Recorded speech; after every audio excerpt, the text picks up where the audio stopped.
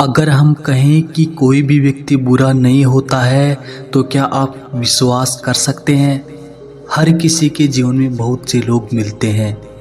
वैसे तो बहुत से लोग काफ़ी अच्छे होते हैं, लेकिन कुछ बुरे इंसान भी देखने को मिलते हैं। जब भी हम किसी बुरे इंसान को देखते हैं तो हमारे मन में सवाल उठता है कि कोई इंसान बुरा क्यों होता है।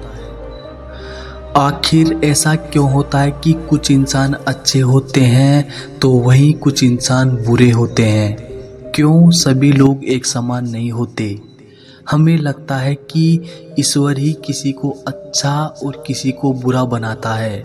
किसी भी इंसान के अच्छे होने या बुरा होने के बहुत से कारण देखने को मिलते हैं। जब एक बच्चा जन्म लेता है तो उसके बाद से उसके साथ होने वाली हर एक गतिविधि उसके अच्छे इंसान बनने या बुरा इंसान बनने का कारण बनती है।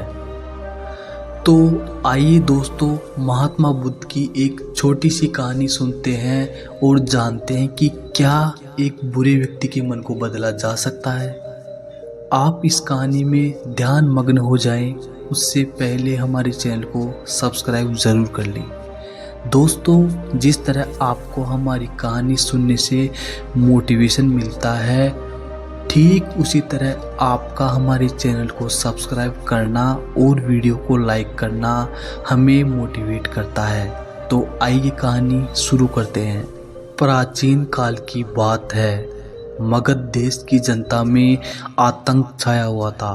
अंधेरा होते ही लोग घरों से बाहर निकलने की हिम्मत नहीं जुटा पाते थे। कारण था अंगुलीमाल।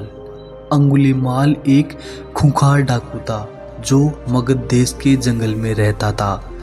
जो भी राहगीर उस जंगल से गुजरता था वह उसे रास्ते में लूट लेता था और उसे मारकर उसकी एक उंगली काटकर माला के रूप में अपने गले में पहन लेता था। इसी कारण लोग उसे अंगुलीमाल कहते थे। एक दिन उस गांव में महात्मा बुद्ध आए। लोगों ने उनका खूब स्वागत सत्कार किया। महात्मा बुद्ध ने देखा वहाँ के लोगों में कुछ डर सा समाया हुआ है। महात्मा बुद्ध ने लोगों से इसका कारण जानना चाहा। लोगों ने बताया कि इस डर और आतंक का कारण डाकू अंगुलीमाल है। वह निरपराध राहगीरों की हत्या कर देता है। महात्मा बुद्ध ने मन में निश्चय किया कि उस डाकू से अवश्य मिलना चाहिए। महात्मा बुद्ध जंगल में जाने को तैयार हो गए तो गांव वालों ने उन्हें बहुत रोका, क्योंकि वे जानते थे कि अंगुलीमाल के सामने से बच पाना मुश्किल ही नहीं असंभव भी है।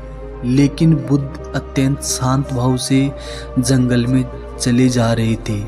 तभी पीछे से एक कर्कश आवाज कानों में पड़ी, ठहर जा, कहाँ जा रहा है?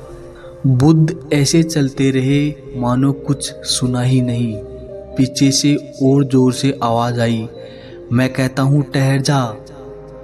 बुद्ध रुक गए और पीछे पलटकर देखा तो सामने एक खूंखार काला व्यक्ति खड़ा था। लंबा चौड़ा शरीर, बढ़े हुए बाल, एकदम काला रंग, लंबे लंबे नाखून, लाल लाल आंखें, हाथ में तलवार लिए वह बुद्ध को घूर रहा था। उसके गले में उंगलियों की माला लटक रही थी। वह बहुत ही डरावना लग रहा था। बुद्ध ने शांत व मधुर स्वर में कहा, मैं तो ठहर गया, भला तू कब ठहरेगा? अंगुलीमाल ने बुद्ध के चेहरे की ओर देखा। उनके चेहरे पर बिल्कुल भी भय नहीं था, जबकि जिन लोगों को वह रोकता था वे भय से थरथर कांपने लगते थे। अंगुलीमाल बोला, हे सन्यासी, क्या तुम्हें डर नहीं लग रहा? देखो, मैंने कितने लोगों को मारकर उनकी उंगलियों की माला पहन रखी है। बुद्ध बोले, तुझसे क्या डरना? डरना है तो उससे डरो जो सचमुच ताकतवर है। अंगुलीमाल जोर से हंसा।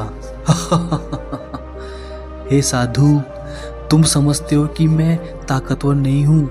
मैं तो एक बार में 10-10 लोगों के सिर काट सकता हूँ। बुद्ध बोले, यदि तुम सचमुच ताकतवर हो तो जाओ उस पेड़ के 10 पत्ते तोड़ लाओ। अंगुलीमाल ने तुरंत 10 पत्ते तोड़े और बोला, इसमें क्या है, कहो तो मैं पेड़ ही उखाड़ लाऊं। महात्मा बुद्ध ने कहा, नहीं, पेड़ उखाड़ने की जरूरत नहीं है। यदि तुम वास्तव में ताकतवर हो तो जाओ इन पत्तियों को पेड़ में जोड़ दो। अंगुलीमाल क्रोधित हो गया और बोला, भला कहीं टूटे हुए पत्ते भी जुड़ सकते हैं। महात्मा बुद्ध ने कहा, तुम जिस चीज को जोड़ नहीं सकते उसे तोड़ने का अधिकार तुम्हें किसने दिया? एक आदमी का सिर जोड़ नहीं सकते तो काटने में क्या बहादुरी है? अंगुलीमाल अवाक रह गया। वह महात्मा बुद्ध की बातों को सुनता रहा। एक अनजानी शक्ति ने उसके हृदय को बदल दिया। उसे लगा कि सचमुच उससे भी ताकतवर कोई है। उसे आत्मग्लानि होने लगी।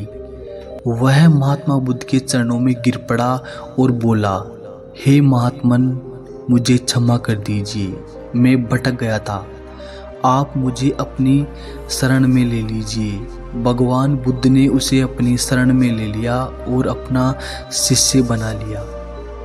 इस कहानी से हमें यह शिक्षा मिलती है कि कोई भी इंसान कितना ही बुरा क्यों न हो, वह बदल सकता है यदि अच्छे विचार, अच्छे गुण और सकारात्मक सोच उसके अंतर्मन में समा जाए। दोस्तों, अंगुलीमाल बुराई का एक प्रतीक है और हम सब में छोटे बड़े रूप में कोई न कोई बुराई है।